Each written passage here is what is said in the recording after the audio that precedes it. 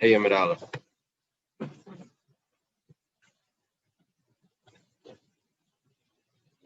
The Bei Rabbi Shmuel Tana. It's about 8 lines, 10 lines down from the top. It's the end of the line. The Bei Rabbi Shmuel Tana. Okay, what we're looking for here is the source for the prohibition of chametz on Erev Pesach from noontime. We had a source yesterday. We had the first one.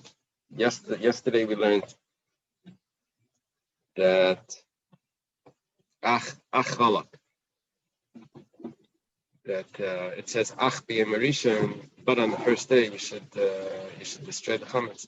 The ach said that you divide that day in half. We said it can't mean the mamish the first day, because on the first day you can't have chametz. How do you destroy it on the day? Part of the day already came in, so it must mean the day before. And what part of the day? Half the day. So it has to be destroyed before noontime. The Bei Rabbi Shmuel Tana is the second source. Matzino Yud Daled Shnei. Interesting. You find that the 14th itself is called the first. You see, the 15th of Nisan is the first day of Pesach. The 14th of Nisan is the day before Pesach. On the 14th of Nisan, by midday, the chametz needs to be destroyed. So, if it says on the first day you should destroy the chametz, ach b'yom rishon, but on the first day you should destroy the chametz. What does it mean the first day? The 15th of Nisan? That's mamish after you already had the Seder, you destroy the chametz. It's impossible. Anyway, that was the first one. The second one is now saying that actually the 14th is called Rishon. That's what it's called. Where did we see that? Shenemar Barishain Bar Basiyim Lachedesh. On the 14th day of the month, the pasuk concludes Be'erev Teichel Matzos. In the evening you eat matzos. You see, the 14th is called the first. So when it says destroy the chametz on the first, it means the first of the holiday. Usually it's referring to, but here it means the 14th because we see the 14th is called the first. Okay. That was the second source, that it's destroying the chametz on Erev Pesach. Rav Nachman bar Yitzchak Rishon Demi Karamash. Rav Nachman bar Yitzchak has an interesting idea that he's proposing. He says that the word Rishon doesn't mean the first. The Rishon means before, preceding. Ach b'yom rishon means the day preceding the holiday. It's like Bereshis. I'm sorry? It's a little bit like Bereshis. Usually Bereshis means in the beginning. Yeah. The Rishon would be before the beginning. Right? It's the same root, of course. Bereshis, Rishon, I think. So, the Amar Kra quotes a pasuk. It says, Harishain Adam Tivaled.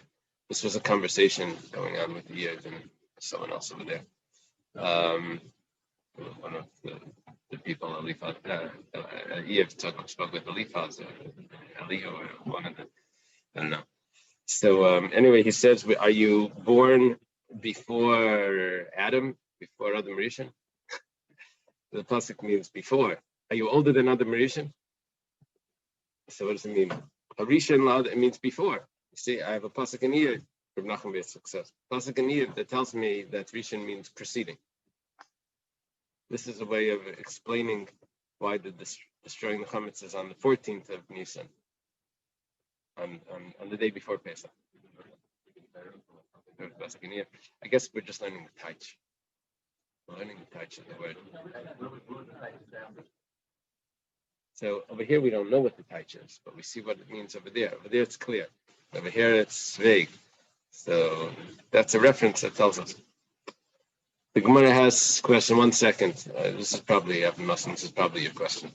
Elamiyat, if that's the case, that Rishon means preceding. We're going to go through the whole Torah now. going to be in trouble.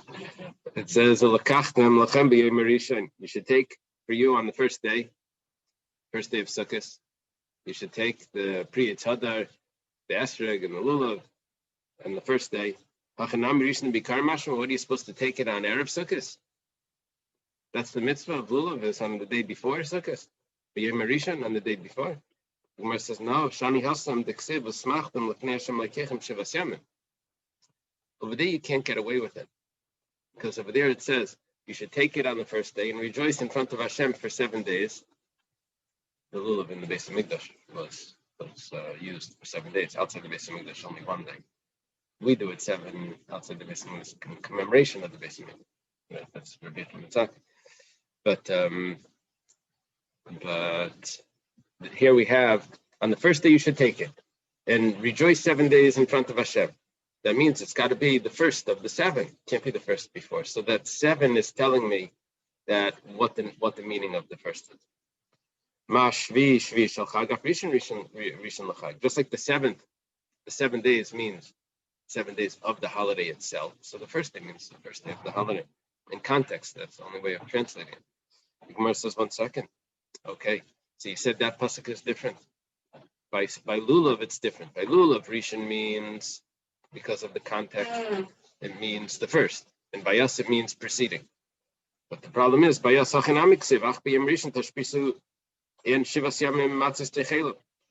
the pasuk itself, it goes the other way. The pasuk goes, Shivas Yam Matzis Techelu, Ach B'Yam Rishon Tashbisu. So by us also, we have the 7th day and you have the first day. You can't tell me that the first day is preceding the day preceding the 7, and then you have the 7. So the Gemara says, Im Kain Nichtev Kra Rishon. By us it says, Ach B'Yam HaRishon. It says over there also B'Yam Rishon. We'll deal with that shortly. So it says HaRishon. It didn't have to say HaRishon. HaRishon Lamali, Shmamina L'Kedarman. It must mean that HaRishon is telling me different. HaRishon is telling me preceding. What does the Gemara mean? Yeah, that's a problem. We'll deal with that one. First, one at a time. So,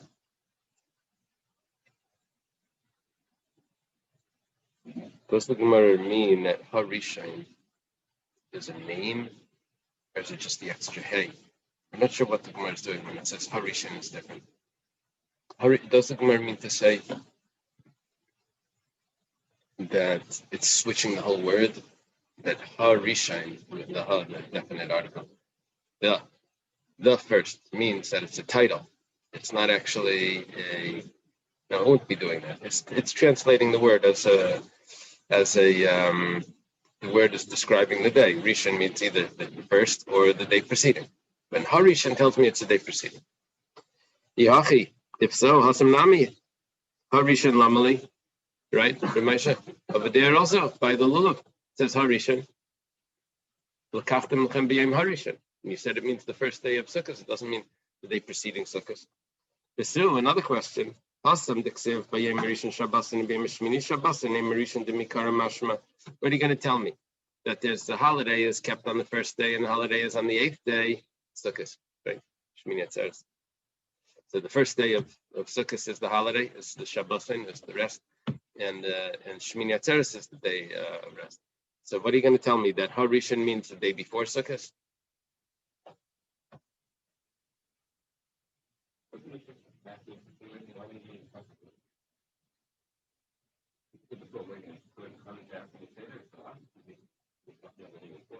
Right.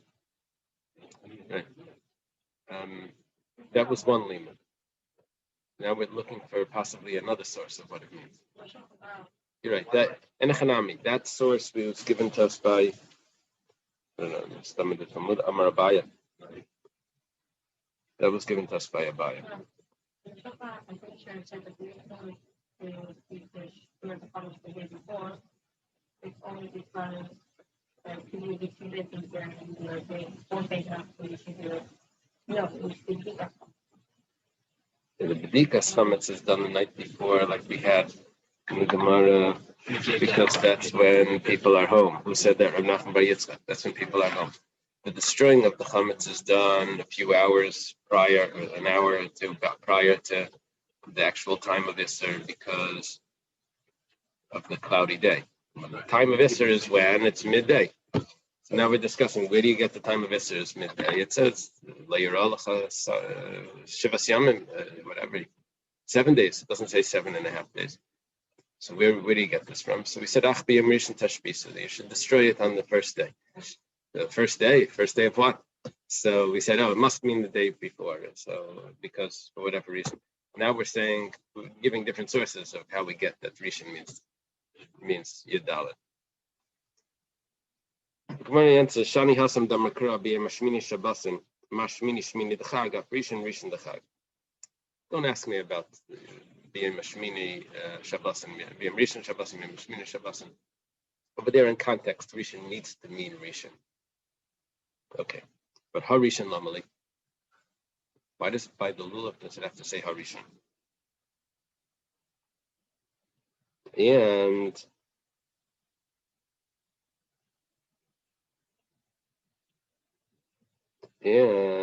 why does it have to say Harishon by Shabbasin? Why does it have to say Harishon by Shabbasin? It says Lamuti Chel Shamayit. It's coming to exclude Chel Shamayit. That what does Chel Shamayit tell me? Chel Shamayit is that it's not Aser in Malacha the same way that Yom Tov is Aser. Cholamayit, the intermediate days are not Aser in Malacha. It's telling me Harishon is excluding that. Someone's going to ask right away, why do I need an exclusion for it? You never said that it was Aser. You only said the first and the 8th. And it's also telling me that you don't have to shake the lulav on Cholamayit. Why would I think that you have to shake the lulav on Cholamayit? Let's see. It says you take it on the first day. That's it. No, it doesn't talk about the. It just says you take the lulav on the first day. Then it's when it comes to the resting on the Yom Tov that it says on the first and the 8th. So the Gemara says, but what are you telling me? The work, the prohibition of doing work on the Yom Tov, whatever is Asr on Yom Tov, it says clearly, don't do it on the first, don't do it on the 8th. You don't need now an exclusion to tell me that you can't do it on Cholamayit. You never said that it was prohibited. Gemara says, no, it's shech, you do need an exclusion. It says, and on the 8th day, what does the word and mean? The Vav. It's Vav. The Vav would have told me that it's Asr to do work on Cholamayit. Comes along Harishon to tell me that it's not Asr on Cholamayit. The hey.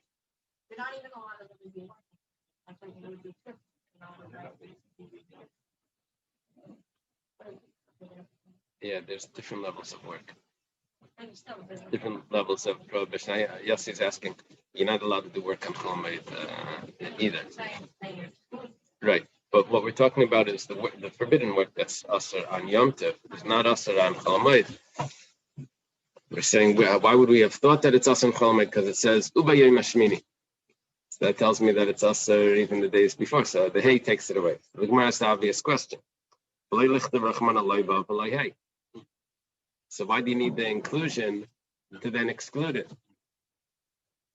You leave out the Vav, Uba Yom Hashmini, leave that out. And leave out the hay and just do Bayem Marishan Shabbasan, Bayem Mashmini Shabbasan, without the Ubayem.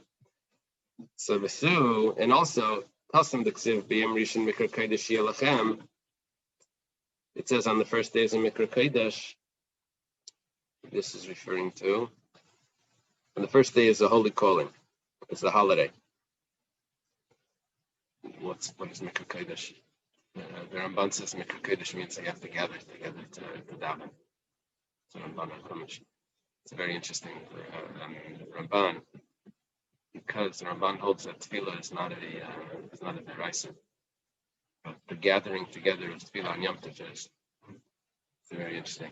That's why people go to Shul on Yom Tov, because of that one, because they learned that Ramban.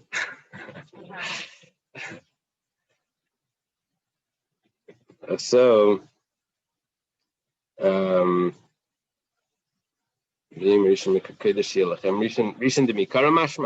you going to tell me? That it's talking about the day preceding? if Rav Nachman bar Yitzchak is correct, B'yom Rishon Mikra Kodesh was telling me the day before Yom Tov. According to Rav Nachman bar Yitzchak, Rishon means the day before. It says Harishon also. Ella Hani Shleisha Rishon Mibayle Lekitani B'Rabbi Shmuel. We just had several questions from the word Harishon that doesn't fit with Rav Nachman bar Yitzchak's teretz. So he says that those Rishons don't teach us the day before; they teach us something else. Those Rishons have a different meaning, as it was taught in the yeshiva of Rabbi Shmuel. The Tana de Rabbi Shmuel b'schar shalish Rishon zachul l'shalish Rishon. In the merit of 3 firsts, we were zeichet to 3 firsts. L'hachar zar shel Esav, to destroy the descendants of Esav.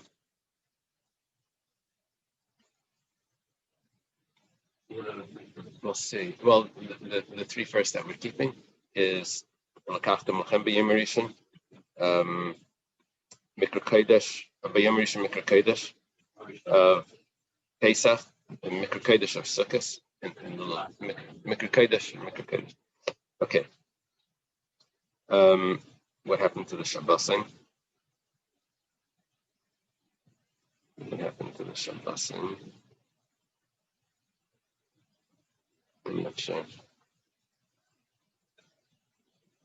Okay, it says like this. First one is, the first thing that we merit is to be able to destroy the descendants of Esau. The Binyan Beis Hamikdash, to construct the temple. Oh, I see the temple up there. J Brick. See it? That's right. Beis Hamikdash all the way. And L'Shmei Shel Mashiach. And for the name of Mashiach. Okay. L'achar zar shel Esav. Wait a second. What does it mean? Yeah, you have a question? I do. I don't understand the statement of Rabbi Yishmael. What is? I just don't understand the words. What does Rishon have to do with these other events? We'll see in a moment that these events are also called Rishon. Because we keep these Rishon, we get those Rishon. This may be actually translating the word Rishon. It's turning it into what's it called, a proper noun? It's instead of being a description of the day, it's giving it a name of the day. Rishon. Thank you. Beautiful.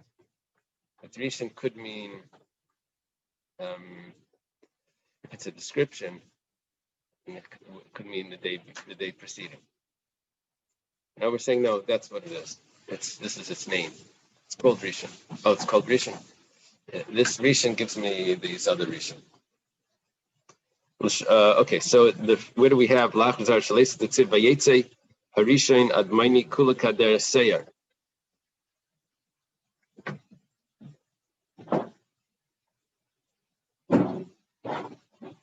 Esav comes out first,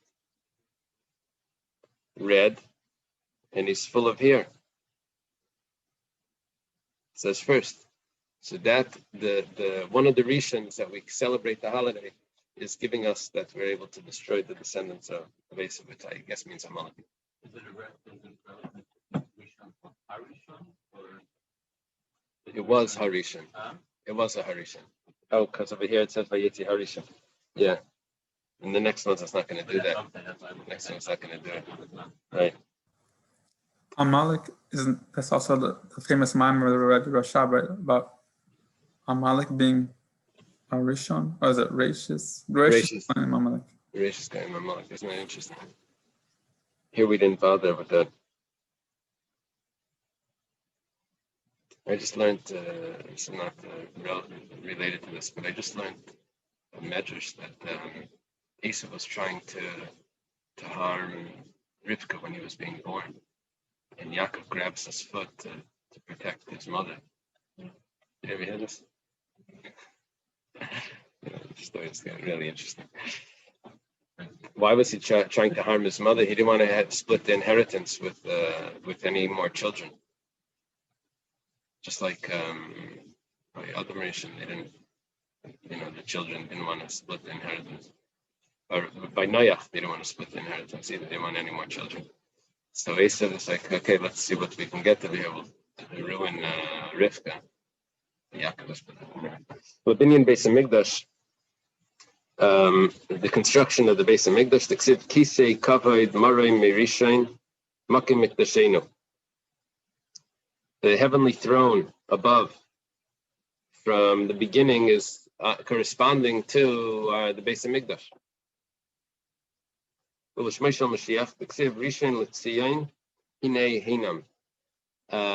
head of Tzion, I guess, means the king of Tzion. Behold, they are, I guess, ready to go with him. Okay. So what we learned from Rav Nachman Bar Yitzchak was Ach B'Yom Rishon would tell me the day preceding the holiday. Rav Amar Mehacha. Where are we holding over here? First teretz. Oh, maybe. Very good. It's not interesting. We shouldn't see it. Moshe says that's the chief rabbi is called Rishon LeZion.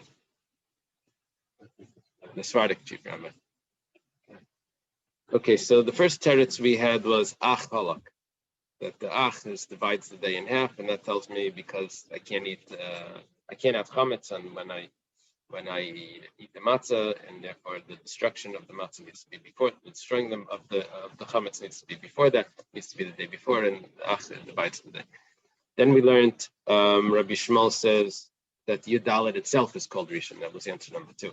Answer number 3 is that Rishon means the day preceding. And we're up to answer number 4. Rabbi Mehacha, Leisitzchad al chametz dam zivchi. You can't shech the carbon Pesach. Leisitzchad al Pesach v'adayin chametz kayim. Don't shech the carbon Pesach when the chametz is still existing. Okay. So what does that tell me? That the chametz needs to be destroyed before the time of the shchitas Pesach, which is from noon.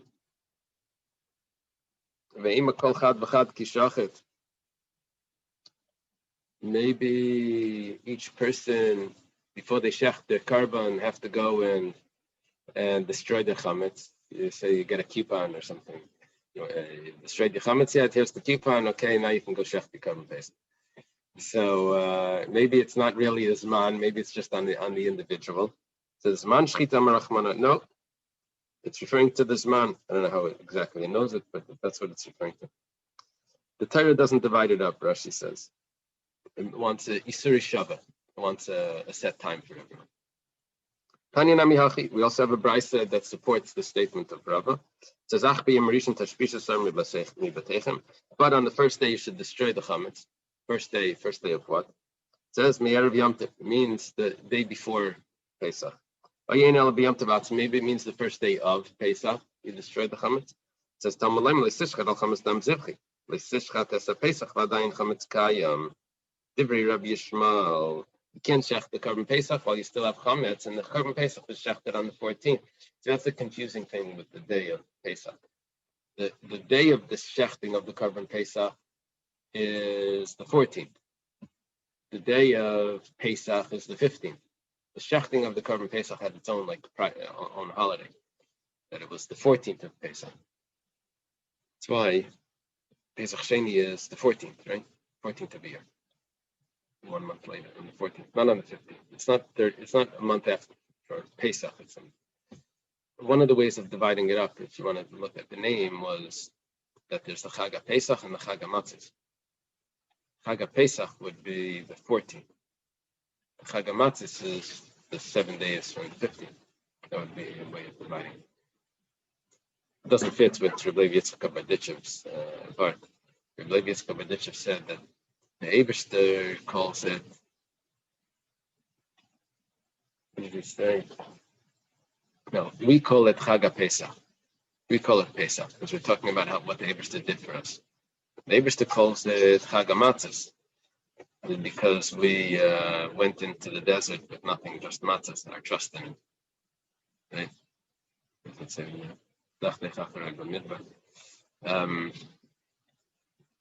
Okay. That we're going to discuss shortly. In your possession. In your possession. Yeah, what exactly does that mean? We'll see shortly. We're up to Rabbi Yishmael. Okay, Rabbi Akiva says, Ein tzarech. It's not necessary. It says You don't need this Lisishkat al Chametz to tell me that you have to destroy the Chametz on Erev Pesach, on the 14th, I should say. I have a different source. It says Ach B'Yom Rishon, on the first day you destroy the Chametz. Uksiv Kol Malacha Lo Yisasu, I guess. Lo Yiyasa B'hem. That's the correction. All work you shall not do.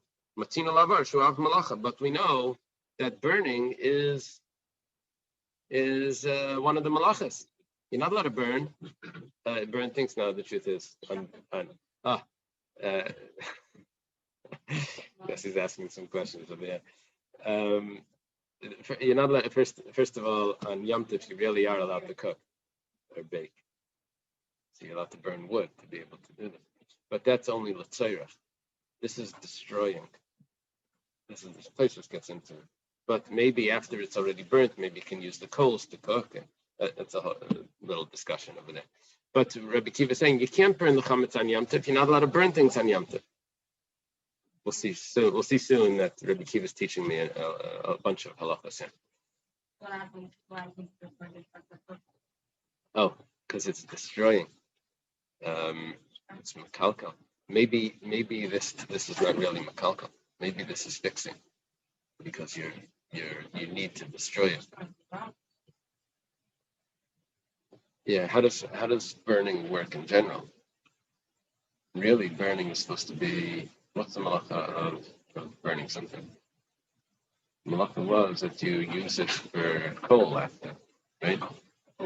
No, that was extinguishing was for the coal. Burning was for productive purposes, for heat, for cooking. Okay, Rabbi Yossi Omer ein tzarech. Rabbi Yossi says it's not necessary. The sources that we just gave. It says that you on the first day you destroy the chametz. That's referring to the day before the Yom Tov, which is on the 14th. Maybe it means on the 15th on Yom Tov itself. It says ach is dividing. Now, if that's the case, what is ach is telling me that part of the day is mutter, part of the day is asr. So if it's the first day of Yom Tov, what are you going to tell me? That on the first day of Yom Tov, half the day is mutter, half the day not? It doesn't make sense. So, we already said that you need to combine, that we have a connection between when you're not allowed to eat chametz, is when you begin to eat matzah. And when you destroy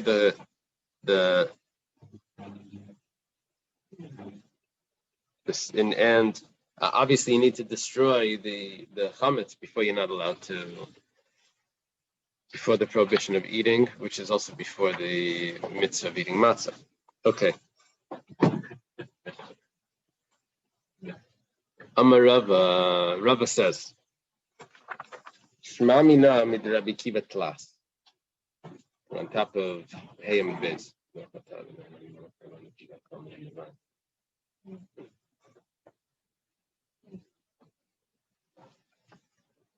We learned three things from Rabbi Akiva.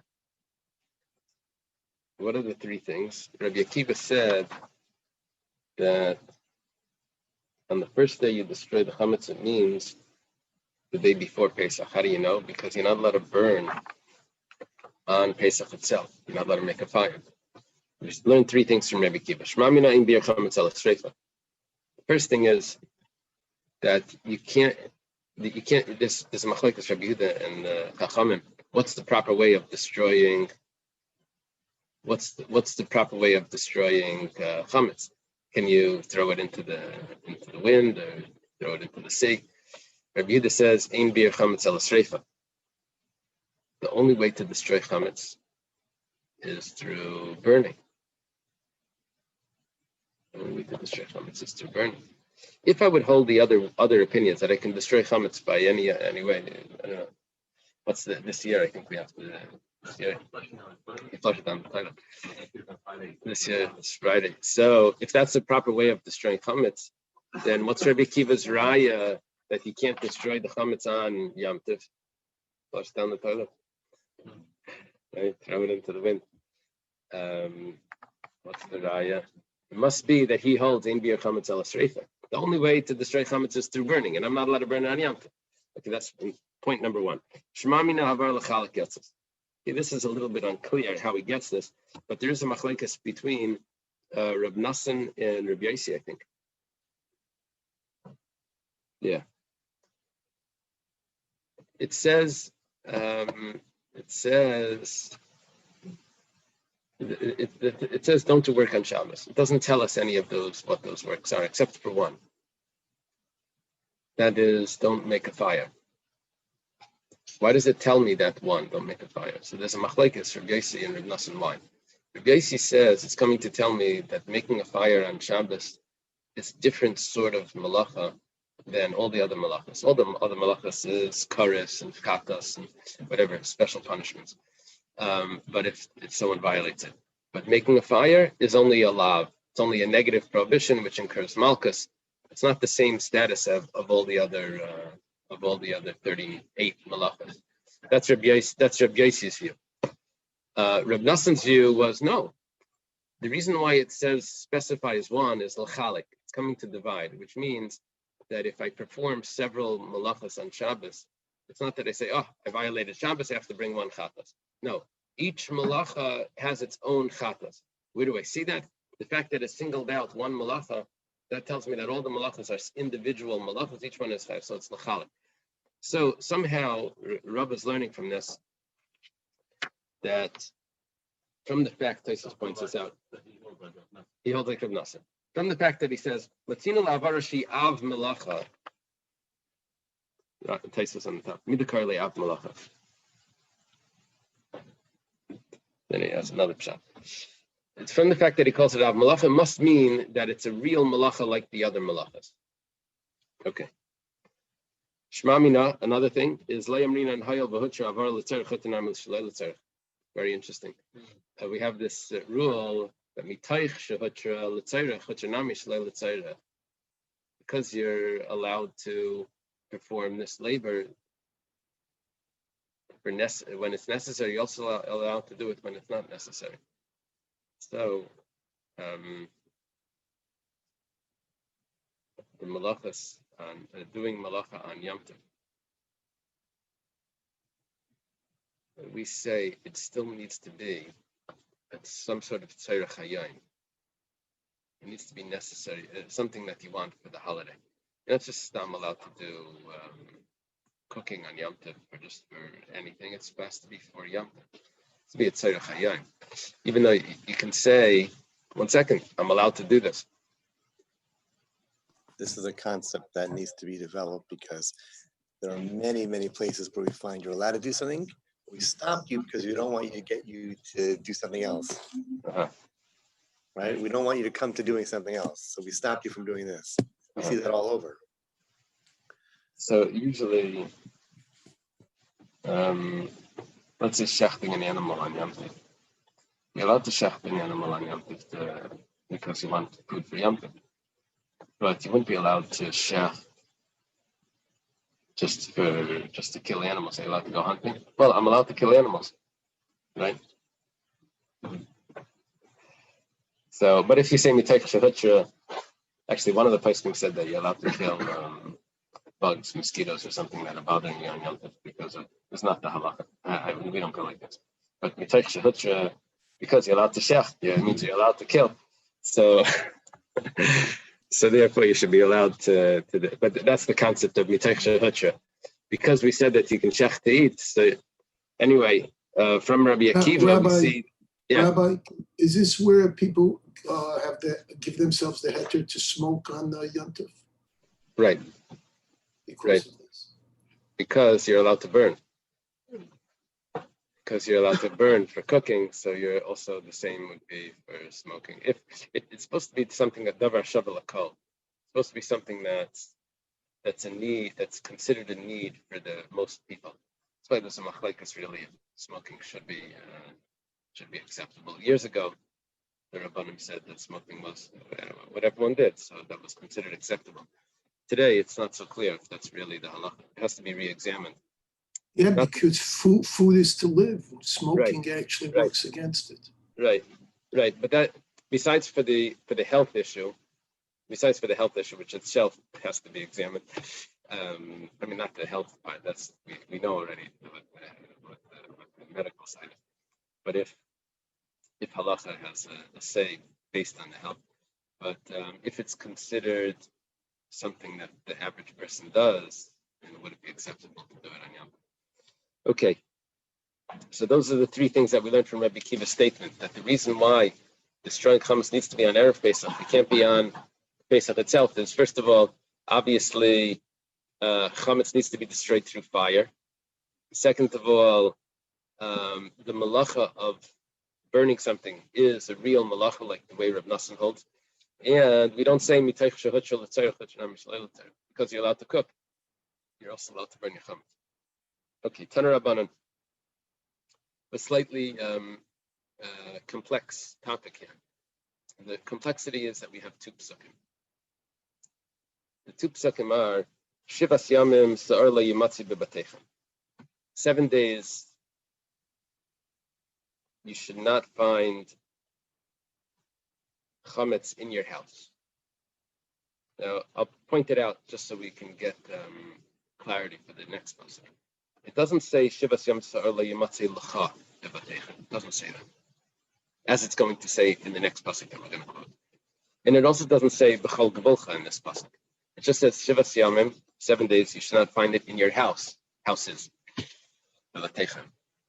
in your houses. Then we have another pasuk. The other pasuk says Matzah Yechel Shivas Yamim. I'm quoting from the pasuk. It says 7 days you should eat matzahs. V'la yira lecha chametz. You shall not see, it shall not be seen to you. Chametz. V'la yira lecha sa'ar. Should not be seen to you, leavening, the leaven, b'chol gevulcha, in all of your boundaries. The next pasuk is much more inclusive. On one hand, it says b'chol gevulcha. On the other hand, it says l'cha. So it's more, it excludes, it's exclusive. This pasuk has both. Okay, so the Gemara asks like this: Tan Rabban, Shivas Yam, it was taught in a brayso. Shivas Yam Sali Matzah B'Otecha. 7 days you shall not have leaven, yeast, let's say, in your house. What's the? Why does it have to say this pasuk? It already says you can't have it in all your boundaries.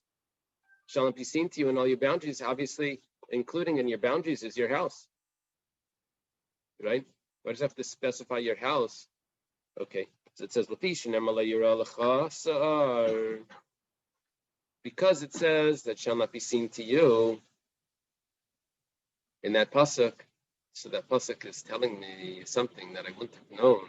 It's telling me something that this pasuk is, that it's excluding something that this pasuk needs to include.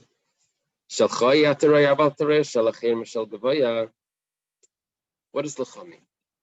You can't see your own chametz, but other people's chametz you can see. You're allowed to walk by and look at someone's chametz. You're allowed to walk by a bakery on Pesach, right? Even if there's glass windows, you're allowed to walk by. And if there is chametz that belongs to hektish, it's not considered yours, there's no violation. So you're makdish. Why not? Oh, but let's say you were makdish chametz, and you have to give it to the base of English. It's still sitting around or whatever. Is that a prohibition of chametz? Gemara says no. It's not l'cha. It's not shelacha. So based on that, yachol yatmin. Maybe because it says la'yira, maybe I could take chametz, put it in a box, and say in the bread box, close it up, and say that I can't see it. It says you shall not be seen. Put it in a box so you can't see it. And another thought that could come from this, the kabel piktainis min anachri. And you could take collaterals or something from a nachri, collateral, a deposit from a nachri. A non-Jew gives you something to watch. Maybe I could take it in his chametz. He says, "Can you watch my beer? I'm going out of town. I don't want anyone to drink it. So can you watch it? I'll leave it in your house and you'll watch it." Maybe you should be allowed to do that. Take responsibility for it and watch it. Talmud Leimer la yimatzei says la yimatzei shall not be found, and it doesn't say lecha. And also, even if it's covered over, it's still considered found. If it says la yira, then you can't see it. So covered over would tell me, well, you can't see it. But la yimatzei means it exists, shall not exist. Okay. The following lines, 3 lines of the Gemara, are very difficult to understand. The Gemara later on is going to ask on this, so bear with me when we read this. I would only think that a Nachri, a non-Jew that wasn't conquered, that means someone that's not under our jurisdiction, and is not living with you in the courtyard. Let's say there is a non-Jew that lives with you in the courtyard, or he is under your jurisdiction. How do you know that his chametz is also aser? It says you shouldn't find it in your house. Now the Gemara is going to ask later that it should be the opposite. You would say, I would only know that a non-Jew that lives with you in the courtyard is aser. How do we know that a Nachri that doesn't live with you or is not under your jurisdiction is further away? How do you know that his things are also aser? So, but it does it exactly opposite. I only know that a non-Jew that's very far away, that's not with you, that's not under your jurisdiction is aser. How do you know? Like what? Like where do you? Right. We'll see. I only know that it's aser if it's in your house. It says la yimatzi bebateichem. Now it says also b'chol gevolcha, but b'chol gevolcha didn't tell me things that were hidden, covered over. It didn't tell me if I received it as a deposit from a non-Jew. Because that said, La yira lecha b'chol gevolcha. It says La yira. When it says b'chol gevolcha, all your boundaries, it says you shall not see it. So in my house it says La yimatzei. So all of those extra things of something that's covered over in a box, that maybe is only in my house. If I received it as a deposit from a non-Jew, maybe that's only in my house, but not if it's in my yard or something. How do you know that it applies over there as well? So it says b'chol gevolcha. I jumped ahead. I explained to you the following Gemara.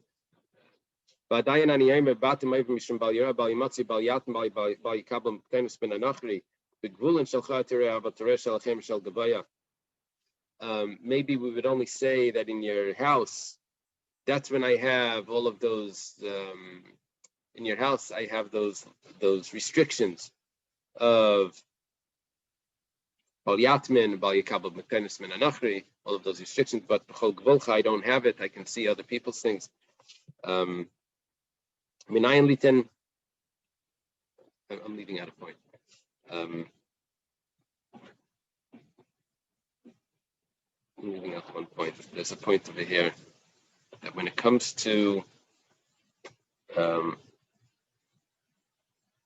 there's a leniency. When it says lecha,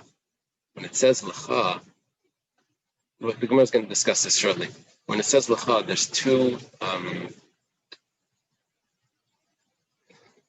Lecha is also a leniency. Lecha tells me that I'm allowed to see someone else's chametz. I'm allowed to walk by and look through the bakery window. I can see chametz. So, where does it say lecha? It says b'chol gevolcha. Am I allowed to see someone else's chametz that's in my house? It's totally not mine. I have no responsibility for it. The guy to the left of there. It's not my responsibility.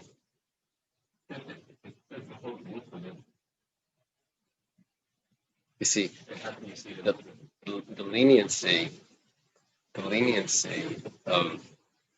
of seeing someone else's chametz is in the pasuk of v'la yira lecha chametz.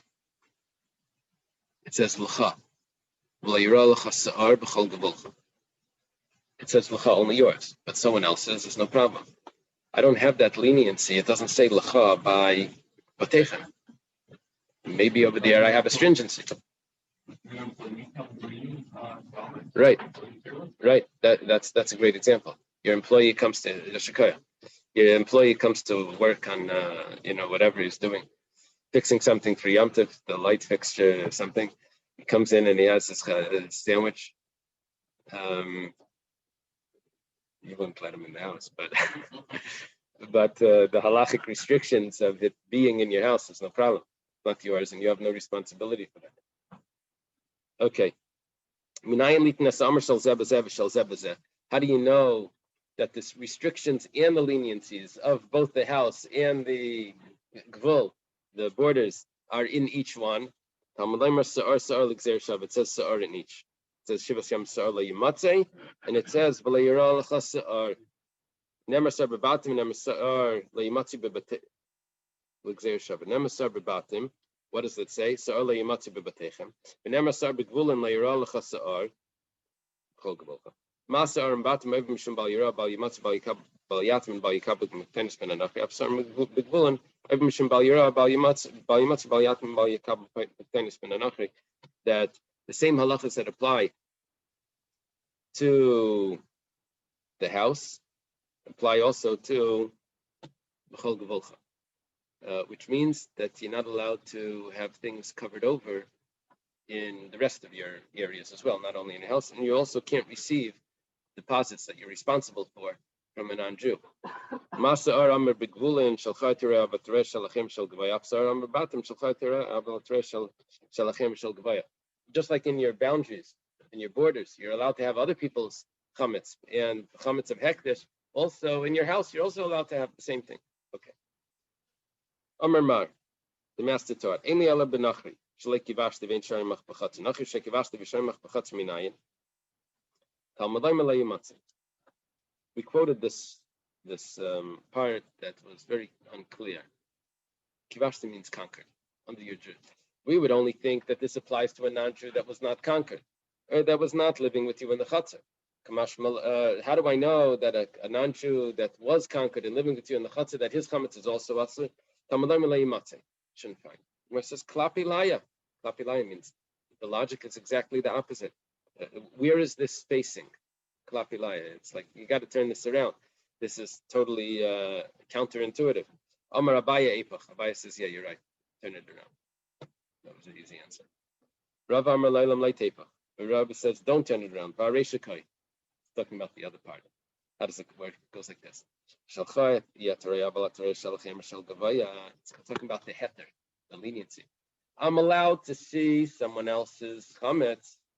Whose chametz am I allowed to see? Let's say it's a non-Jew. Maybe it's only a non-Jew that's not under my jurisdiction, and he's not living with me together in the courtyard. I'm allowed to walk by his bakery outside and look through the window. How do I know it's allowed to be mamish here and it's under my jurisdiction? It says, you shall not find. Now the pasuk is telling me an isser. That's what the Gemara asks right away. You're looking for a heter. You're telling me an isser. It says that you shall not. That doesn't tell me a heter. The Gemara answers. It says an extra lecha. That extra lecha I'm going to apply to la yimatzei lecha tevatecha. I'm gonna apply it to the la yimatzei, even though by la yimatzei it doesn't say lecha, but I'm gonna apply it over there because I have an extra lecha by the la yira. So I'm gonna take one of those lechas and I'm gonna put it by the la yimatzei, and that's going to tell me that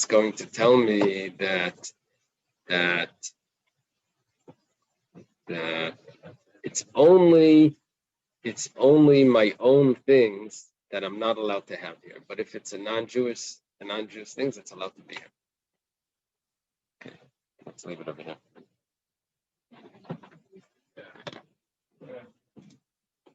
Good day, everyone.